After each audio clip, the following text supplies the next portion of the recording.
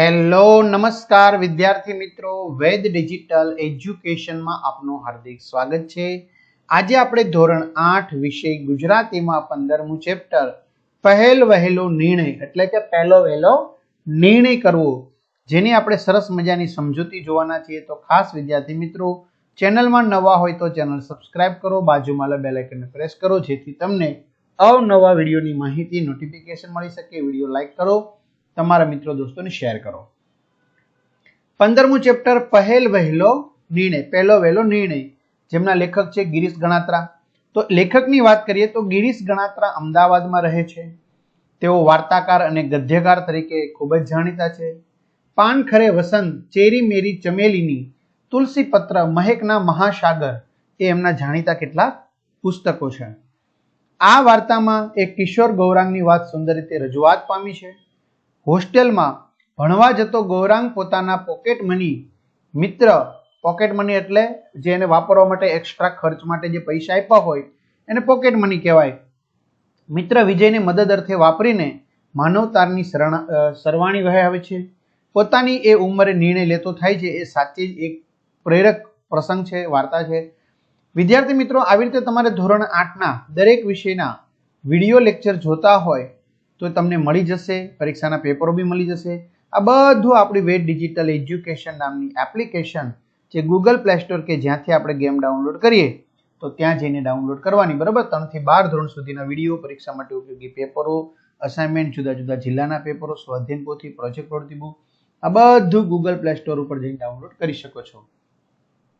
વેદ digital education નામની application download કરી open કરશો, એટલે પેજ ખુલે, એમાં તમારા પોતાના મોબાઈલ નંબર નાખો, સેન્ડ ઓટીપી કરો, 4 આંકડાનો ઓટીપી નાખશો એટલે પેડ કોર્સમાં જુદા જુદા પેડ પ્લાનની પીડીએફ, એક્ઝામ પેપરમાં પેપરો, 3 થી 12માં 3 થી 12ના વિડીયો, તમારું ધોરણ પસંદ કરી વિષય પ્રમાણે પાઠવાયેલ વિડીયો નિહાળી શકશો। ચાલો, ગૌરાંગની કોલેજની, કોલેજ એટલે હકીકતમાં વિદ્યાર્થી મિત્રો થાય મહાવિદ્યાલય, બરાબર, એટલે કોલેજ ની હોસ્ટેલ, હોસ્ટેલ એટલે આમ તો બધાને ખબર જ છે કે છાત્રાલયમાં શું મળ્યું, એને એડમિશન મળી ગયું, એટલે કે એમાં એને પ્રવેશ મળી ગયો। જો કે આ બધા હવે સામાન્ય શબ્દો થઈ ગયા છે।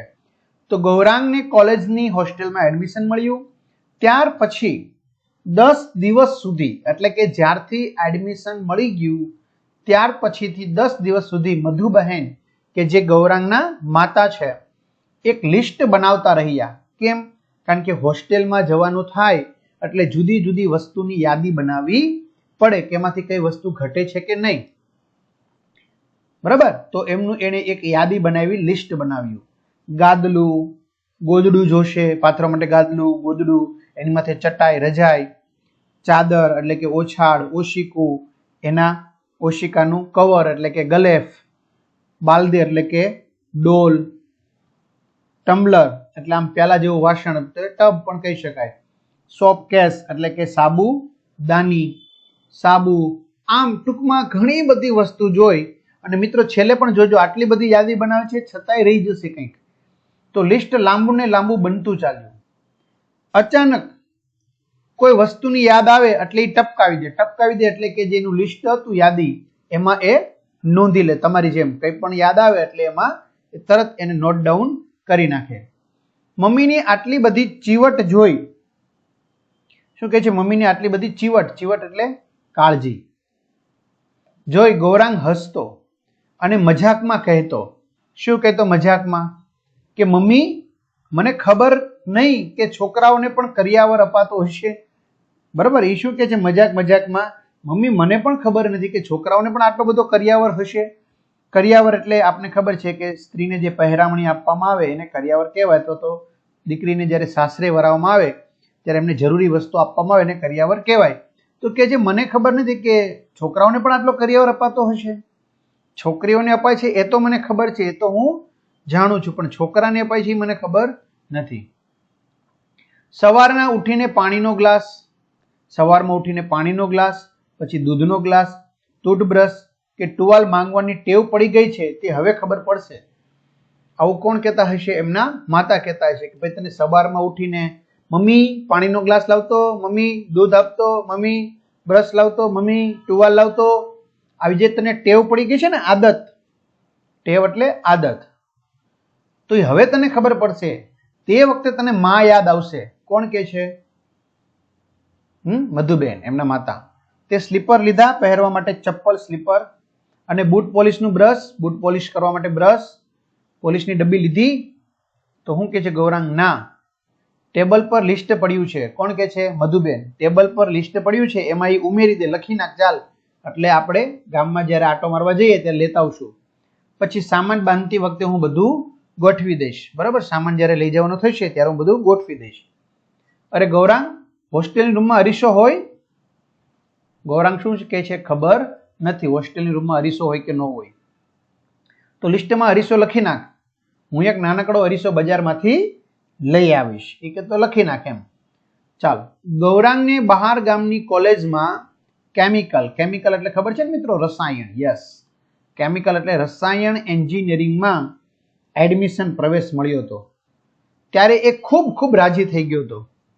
બરાબર, બહાર ગામની કોલેજ, પોતાના ગામમાં ન મળ્યું, બહાર ગામ મળ્યું. જે ફેકલ્ટી એટલે આમ તો કહેવાય વિદ્યા શાખા, બરાબર, જે શાખામાં એને જવાનું હતું એ ફેકલ્ટીમાં જ એડમિશન મળ્યું. એને કેમિકલ એન્જિનિયરિંગમાં જવું હતું તો એમાં જ મળ્યું. પછી મિકેનિકલ એન્જિનિયર આવે, સિવિલ એન્જિનિયર આવે, એમ એને કેમિકલ એન્જિનિયરમાં જવું હતું તો ત્યાં એને એડમિશન મળી ગયું. જો થોડાક ટકા વધારે આવ્યા હોત તો અહીંયા, એટલે કે જે શહેરમાં પોતે રહે છે એ શહેરની કોલેજમાં જ એડમિશન મળી જાત. જો થોડાક ટકા વધારે આવ્યા હોત તો વિદ્યાર્થી મિત્રો તમારે પણ આ જ વિચારવાનું છે. થોડાક ટકા આપણે વધારે લાવવાના છે, એટલે તમે જે શહેરમાં રહ્યો છો એ શહેરની સારી કોલેજમાં તમને એડમિશન મળી જાય. કઈ વાંધો નહીં. ચાલો, કેમિકલ્સ એન્જિનિયરિંગમાં એને જવાની ઈચ્છા હતી. શેમાં જવું તો એને? કેમિકલ એન્જિનિયરિંગમાં. તે ફળીભૂત તો થઈ. ફળીભૂત એટલે શું કહેવાય? સાર્થક. કાંઈ નહીં, એને કેમિકલ એન્જિનિયર બનવું હતું, એમાં તો એડમિશન મળી ગયું, નહીતર એમાં પણ ન મળે એવું બની શકે. અને જ્યાં એડમિશન મળ્યું તે શહેર ઘેરથી ક્યાં ખૂબ દૂર છે. એ ઘરથી કંઈક બહુ ખાસ એટલું બધું દૂર નહોતું. માંડ 70 થી 75 કિલોમીટર દૂર છે. કેટલું હશે? માંડ 70 થી 75 કિલોમીટર દૂર હશે, બહુ વધારે દૂર નહોતું. ટ્રેન, બસમાં આવજા કરી શકાય. ટ્રેનમાં આવજા કરવી હોય તો કરી શકાય. બસમાં આવજા એટલે જેને કહેવાય અપડાઉન. આવજાને બીજું શું કહેવાય વિદ્યાર્થી મિત્રો? અપડાઉન. બરાબર, હા, પણ અપડાઉન કરી શકાય, કારણ કે 70-75 કિલોમીટર બહુ વધારે ન કહેવાય. પણ અપડાઉનમાં સમય ન વેડફાઈ જાય, સમય ન બગડે એટલા માટે તો એને હોસ્ટેલમાં શું લીધું હતું? એડમિશન લીધું હતું, કે અહીંયા સમય ખોટો બગડે નહીં. રવિવારે કે રજાના દિવસે ઘેર આવી શકાય. રવિવાર હોય કે રજાનો દિવસ હોય ત્યારે ઘરે આવી જાય, બહુ એટલું બધું દૂર નહોતું. હું એમ કહું છું, મધુબહેને એના પતિને કહ્યું, એટલે ગૌરાંગના પિતાને કહ્યું કે હું એમ કહેવા માંગુ છું કે આપણે એક દિવસ ત્યાં જઈને હોસ્ટેલ વ્યવસ્થા જોઈ આવીએ તો ખરા. શું કે છે? આપણે ત્યાં જઈને એક દિવસ જઈએ અને હોસ્ટેલમાં શું છે, કઈ રીતનું છે, જમણવારની વ્યવસ્થા કેવી છે, આ બધું રહેવાની સગવડતા કેવી છે, એ તો આપણે એક દિવસ જોઈ આવી તો ખરા. હવે મધુબેનના પતિ કહે છે, શું કામ? એમના પતિએ કહ્યું, આપણી પસંદગીનો રૂમ તો એ લોકો આપવાના નથી. બરોબર, આપણે જે પસંદ કરીશું કે મારે આ રૂમમાં રહેવું છે તો એ રૂમ તો એ લોકો કંઈ આપવાના નથી. કેમિકલ્સમાં ભણનારા કે ભણતા વિદ્યાર્થીઓ જોડે જ એને રૂમ ફાળવશે. જે વિદ્યાર્થીઓએ કેમિકલ્સમાં એડમિશન લીધું હોય તો એ વિદ્યાર્થીઓની સાથે જ એને આ રૂમ ફાળવશે. બરાબર, આપણે કહીશું એ રૂમ એને આપવાના નથી તો ખોટો શું કામ ધક્કો ખાવો. તો એના મમ્મી શું કહે છે? ભલે ને, પણ તોય આપણે એકવાર જી આવે એટલે મનને થોડીક શાંતિ થઈ જાય. તેના પિતા શું કહે છે? આપણે એને મૂકવા જઈશું ત્યારે હોસ્ટેલ, કોલેજના ક્લાસ, એની બેન્ચીસો એટલે કે પાટલીઓ, પાણીનો રૂમ બધું જોઈ લેશું. એક આખો દિવસ ત્યાં ગાળીશું એટલે પસાર કરીશું. એટલે તારે જે જોવું હોય ને બધું જોઈ લેજે. ત્યારે આપણે એક સાથે બધું જોઈ લેશું. અત્યારે કોઈ ખોટો ધક્કો ખાવાની જરૂર નથી. મધુબહેન તે વખતે કંઈ બોલ્યા નહીં. પણ એમના પુત્રના એટલે કે ગૌરાંગના એક મિત્રને પણ એ જ કોલેજમાં બીજી ફેકલ્ટીમાં એડમિશન મળ્યું હોવાથી, જો એ કોલેજમાં બીજા કોને એડમિશન મળ્યું હતું?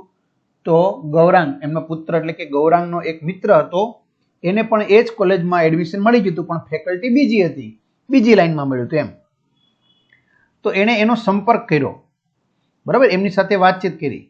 પછી બંને માતાઓ, ગૌરાંગની માતા અને એના મિત્રની માતા, એ કોલેજમાં જઈ આવી, કારણ કે 70-75 કિલોમીટર હતું એટલે ખાસું એવું કંઈ દૂર હતું નહીં, એટલે બંનેની માતા જઈ આવી. ત્યાંથી પાછા આવ્યા પછી લિસ્ટમાં હવે બીજી 2-4 ચીજો ઉમેરાઈ ગઈ. ત્યાંથી પાછા આવ્યા એટલે ખબર પડી કે ત્યાં હવે કઈ કઈ વસ્તુ ઘટે છે, એટલે ફરી પાછી 2-3 વસ્તુ એડ કરી, 2-4. એક ઘરનું ઘી ત્યાં નહીં હોય, ઘી સારું, અથાણાની બોટલ, ખાખરાથી ભરેલો ડબ્બો અને ઘણું બધું આવી રીતે. અને આ બીજું ભાથું પતિ હેમંતભાઈ પાસે હતું. મધુબહેને પતિને કહ્યું અને આ બીજું ભાથું પતિ કોની પાસે હતું? હેમંત પાસે હતું. કયું ભાથું? જોજો. અને એટલે હજી કયું ઘટે છે? એટલે એના પતિની પરમિશન લેવી પડે એમ હતી હેમંતભાઈની. ત્યાં કોલેજની બાજુમાં જ એક બેંક છે. એના પતિને શું કીધું મધુબેને? કે ત્યાં કોલેજની બાજુમાં એક બેંક છે. હવે હેમંતભાઈ કહે છે, તને કેવી રીતે ખબર પડી? ગૌરાંગના પપ્પા કહે છે મમ્મીને કે તને ખબર કેમ પડી કે ત્યાં બાજુમાં એક બેંક છે? પડી, હવે હું કહું તે સાંભળું ને. મમ્મી શું કહે છે? પડી ગઈ ખબર, હું કહું છું એ તો સાંભળો. આપણે ત્યાં ગૌરાંગના નામનું ખાતું ખોલાવી દઈએ. આપણે શું કરી દઈએ? ત્યાં ગૌરાંગના નામનું ખાતું ખોલાવી દઈએ. એના ખાતામાં 5,000 રૂપિયા જમા કરાવ્યા. એના ખાતામાં આપણે 5,000 રૂપિયા જમા કરાવી દઈએ. 5,000? હેમંતભાઈ બોલ્યા, 5,000? એટલા બધા પૈસાનું એને કરવું છે શું? શું કામ છે? શનિ રવિ તો એ અહીં આવતો રહેશે, રજાના દિવસોમાં, રવિવારની રજામાં એ તો અહીંયા આવવાનો છે, તો આટલા બધા પૈસાનું એને કરવું છે શું? આવે ત્યારે જરૂર હોય એટલા લઈ જાય, જ્યારે અહીંયા રજામાં આવશે ત્યારે એને જેટલે પૈસાની જરૂર હોય એટલા પૈસા એ લઈ જાય. અત્યારે એને ખોટા પૈસાની શું જરૂર છે ત્યાં વળી? એ ખરું, એને મમ્મી કહે છે, પણ હવે ઘરથી દૂર રહેવાનું છે કે નહીં? એ તમારી વાત સાચી છે કે રજામાં આવશે ત્યારે લઈ જશે, બધી વાત સાચી છે, પણ હવે ઘરથી દૂર રહેવાનો છે કે નહીં?